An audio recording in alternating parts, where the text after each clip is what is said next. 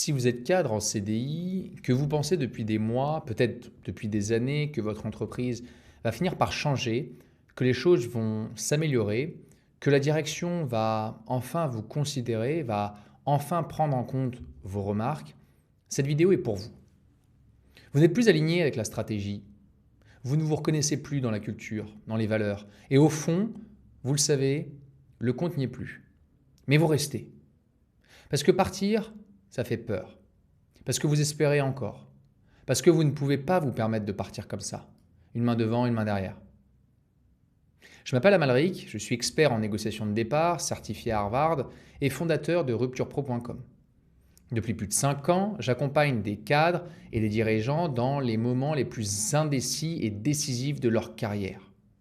Près de 4000 consultations confidentielles, autant de situations où quelqu'un savait au fond de lui que c'était terminé, mais ne savait pas comment partir sans tout perdre.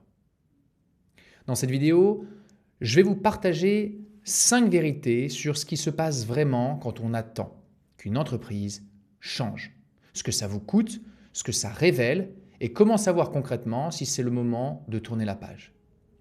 Et on commence tout de suite par la première vérité, la plus difficile à entendre.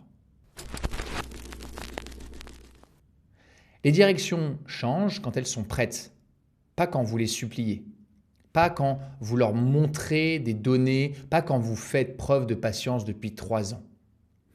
Elles changent quand ça leur coûte quelque chose, pas juste à vous. Alors, vous n'êtes pas attaché à votre entreprise, vous êtes attaché à sa promesse. Le moment où un cadre réalise que la boîte qu'il a rejointe n'est plus celle dans laquelle il travaille, c'est un vrai sujet. Je vois ça dans presque toutes mes consultations. Un cadre arrive en me disant « Je ne me reconnais plus dans cette boîte. La boîte n'est plus celle que j'ai connue. Les choses ont changé. La stratégie a changé. Les valeurs sont devenues peut-être du storytelling pour vous. Les managers qu'il estimait sont partis. Et lui, il est encore là. Et il me dit, voilà, j'ai fait mon temps, j'y ai laissé ma vie de famille et ma santé, j'ai beaucoup mouillé le maillot, et aujourd'hui, est-ce que je m'y retrouve encore? Eh bien, c'est exactement cette question qui devrait vous arrêter, tout bonnement. La psychologue Christina Malak, auteure de Burnout, The Cost of Caring, et une référence d'ailleurs mondiale sur le sujet, a identifié 6 facteurs de désengagement professionnel. Le plus souvent sous-estimé et pourtant le plus corrosif, c'est le conflit des valeurs. Quand ce que vous faites chaque jour entre en contradiction avec ce en quoi vous croyez profondément, l'épuisement n'est pas un signe de faiblesse. C'est un signal d'alarme. Le fameux « je ne m'y retrouve plus », c'est exactement ce que Malak décrit. Quand vous vous attachez à la promesse d'une entreprise, vous vous attachez souvent à une version d'elle qui n'existe plus. Ou pire, à la boîte que vous avez connue à vos débuts, celle avec laquelle vous étiez aligné sur la stratégie, sur la culture, sur les valeurs, sur les ambitions. Mais cette entreprise-là a changé. Et vous, non. Ou alors oui, mais ça écarte encore plus l'un de l'autre. Et il y a une question simple à vous poser. Quel besoin non comblé en moi cherche encore à être satisfait à travers elle, à travers l'entreprise?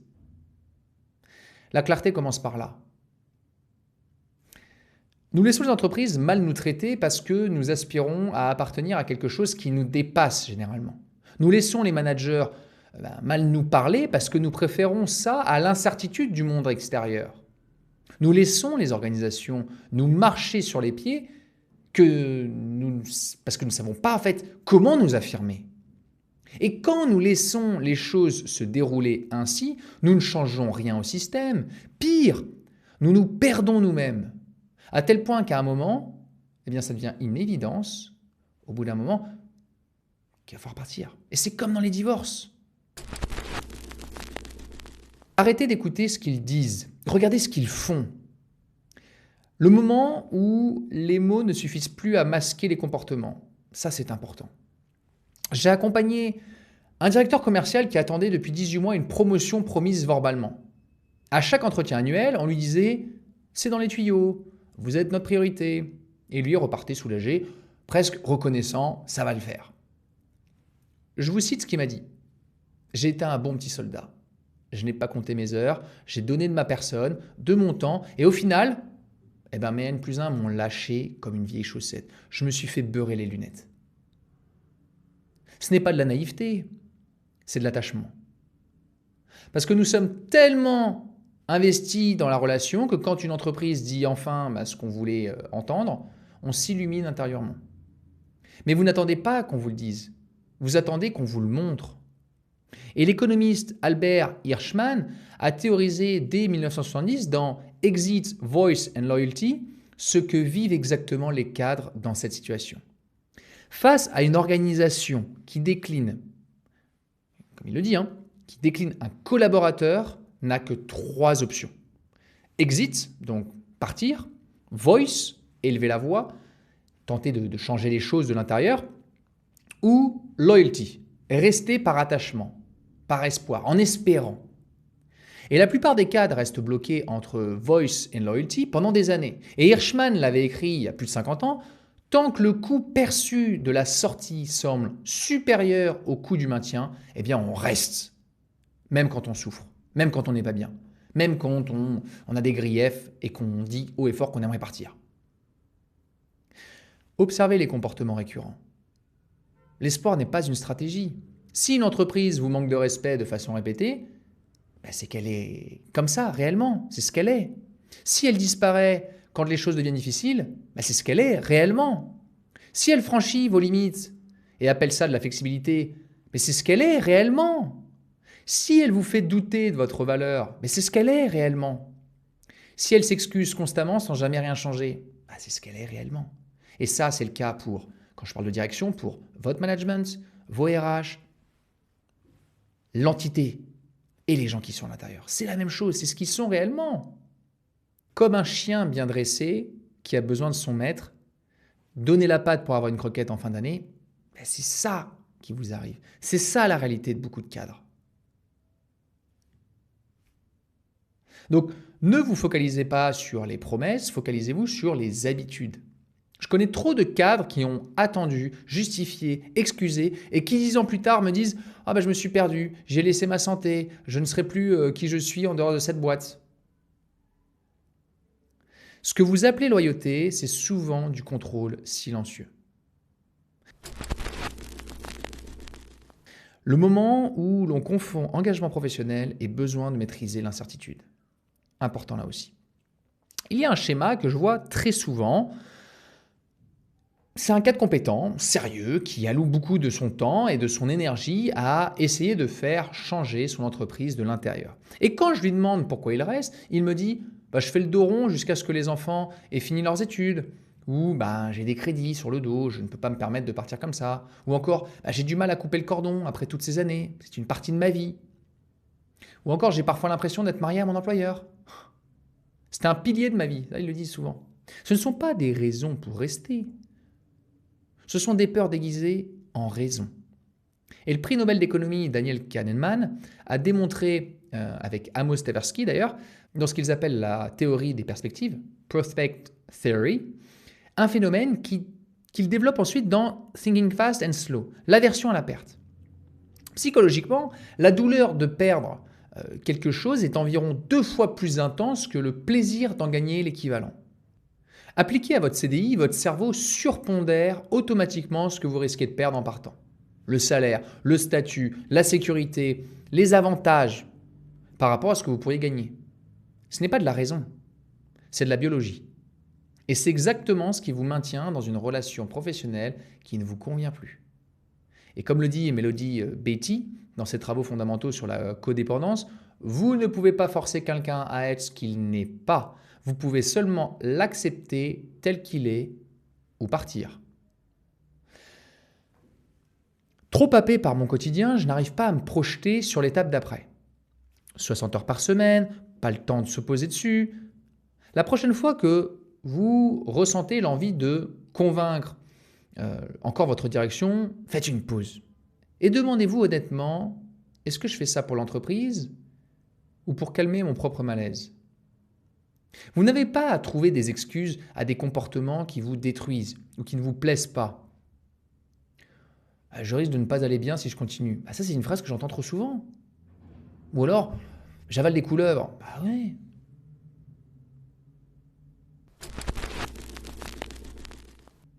Accepter la réalité, ce n'est pas se résigner, c'est reprendre le pouvoir. Le moment où l'on arrête de vouloir que la situation soit différente de ce qu'elle est. Extrêmement important aussi. La plupart de nos souffrances professionnelles viennent de l'écart entre ce qu'on veut que la situation soit et ce qu'elle est réellement. Et cet écart, c'est la quantité exacte de stress, d'anxiété, d'épuisement que vous ressentez chaque matin en ouvrant votre ordinateur ou même avant en partant au boulot. En fin de mois, je suis content parce que je sais que je vais être payé. En début de mois, je suis content parce que je viens d'être payé. Et les 2 semaines qui restent entre les deux, je me demande ce que je fous là. C'est le no man's land, entre l'impasse actuelle et un avenir qui semble bouché. La philosophie stoïcienne de Marc Aurèle a une idée que j'utilise souvent avec mes clients. Accepter les choses telles qu'elles sont. Ça ne veut pas dire c'est acceptable, ça veut dire c'est ce qui est. Et je choisis finalement comment j'y réponds. C'est presque comme un abonnement dont vous n'avez pas lu les petits caractères finalement. Vous avez signé votre CDI, vous avez coché la case, vous étiez enthousiaste, et puis avec le temps, vous découvrez les conditions cachées. Les choses ne sont plus ce qu'elles étaient, ou ce qu'on vous a fait croire, et vous ne vous sentez plus vraiment à votre place. Vous avez changé, certainement, mais les conditions aussi ont changé. Voire même, parfois, vous vous sentez trahi. Donc, lisez les petits caractères, lisez entre les lignes, prenez les choses pour ce qu'elles sont. Vous n'avez pas à rester juste parce que vous croyez encore à la promesse. Vous pouvez comprendre les enjeux de l'entreprise et quand même choisir mieux pour vous-même. Pourquoi ce sera à moi de partir? Oui, ça c'est la bonne question. C'est une question légitime. Et la réponse est la suivante. Ce n'est pas à vous de partir. En revanche, c'est à vous de décider. Ça, c'est une nuance fondamentale.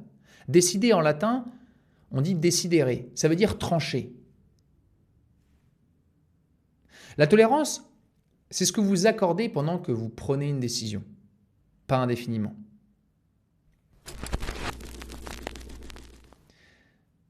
Vous n'êtes pas là pour les transformer. Vous êtes leur environnement. Le moment où l'on comprend que le changement ne vient pas de l'intérieur, il vient de là où on se place. Important. Vous n'êtes pas aux commandes de tout.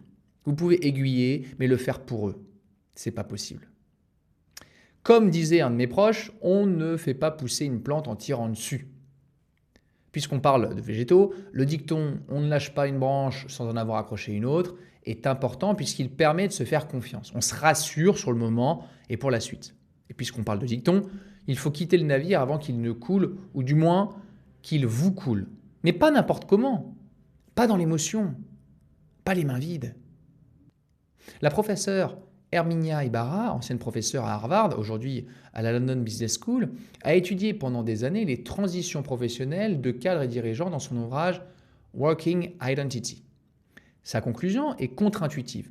On ne change pas de vie professionnelle en réfléchissant d'abord puis en agissant. Non, on change en agissant d'abord puis en comprenant. Je cite, « Nous ne découvrons pas qui nous sommes et ce que nous voulons en nous regardant dans le miroir », décrit-elle, mais en changeant l'environnement dans lequel nous évoluons. Donc la clarté ne précède pas le mouvement, elle en est le résultat. Vous n'aurez jamais de boule de cristal, donc vous ne saurez jamais comment ça devrait ou ça aurait pu se passer. Sauf quand vous l'aurez fait et vous retournerez en disant « Tiens, en fait, maintenant c'est clair ». Et ce que j'ai observé après 4000 consultations le confirme. Les cadres ne changent pas grâce aux arguments qu'ils donnent à leur employeur. Ils changent quand ils changent d'environnement. Quand ils se retrouvent dans un espace où d'autres personnes posent des limites, négocient leur départ, prennent leur carrière en main, vont de l'avant, quelque chose les déverrouille ou se déverrouille en eux. Alors vous allez me dire que ce n'est certainement pas un hasard. Le positif attire le positif et les choses s'enchaînent. La phrase « il faut que je me mette en mouvement », oui, est importante, mais bougez intelligemment. Je pars, je me prépare. C'est important de l'avoir en tête. Je pars, je me prépare, pas l'inverse. Des recherches d'ailleurs publiées dans le Journal of Positive Psychology le confirment. Les personnes qui pratiquent le détachement actif, donc lâcher prise sur des situations qui ne peuvent pas changer, rapportent un bien-être plus élevé et moins de dépression que celles qui continuent d'essayer de réparer ce qui ne peut l'être. Vous ne devez pas réparer votre entreprise, votre management, vos RH en tant que salarié. Ce n'est pas à vous de les changer ou de les sauver. Rumi, un poète, hein, théologien et mystique persan, posait cette question. Savez-vous pourquoi les gens crient quand ils sont en colère? Parce qu'ils sont physiquement proches, mais émotionnellement si loin qu'ils doivent crier pour que le message passe. Personne n'a jamais changé parce que quelqu'un lui a crié dessus. Personne. Donc la phrase « si t'es pas content, tu connais le chemin de la sortie ou la porte est grande ouverte », sauf que ce chemin-là, il se prépare et il se prend par le haut. Le psychologue William Bridges l'a écrit dans Transitions, Making Sense of Life's Changes. Il y a une différence fondamentale entre le changement et la transition. Le changement, c'est l'événement, quitter son poste, par exemple. La transition, c'est le processus intérieur, accepter de lâcher ce qu'on était pour devenir autre chose. Et entre les deux, dit-il, il y a une zone neutre, la zone de no man's land, inconfortable, où l'on n'est plus là-bas, mais pas encore ailleurs. La plupart des cadres que j'accompagne, ils sont déjà, ils le savent, ça c'est sûr, ils le sentent. Et Bridge l'affirme, cette zone n'est pas un vide à fuir, c'est l'espace où la transformation devient possible. Alors voilà le grand takeaway de cette vidéo, la chose que vous devez retenir. On est arrivé au bout de la relation avec mon employeur. Cette phrase, quand elle vous traverse, et vous seul savez quand elle est vraie, ce n'est pas un échec, c'est une lucidité. C'est peut-être la chose la plus courageuse que vous ayez reconnue depuis longtemps. Vous n'avez pas à partir les mains vides, vous n'avez pas à démissionner, vous n'avez pas à subir. Je pars, je me prépare.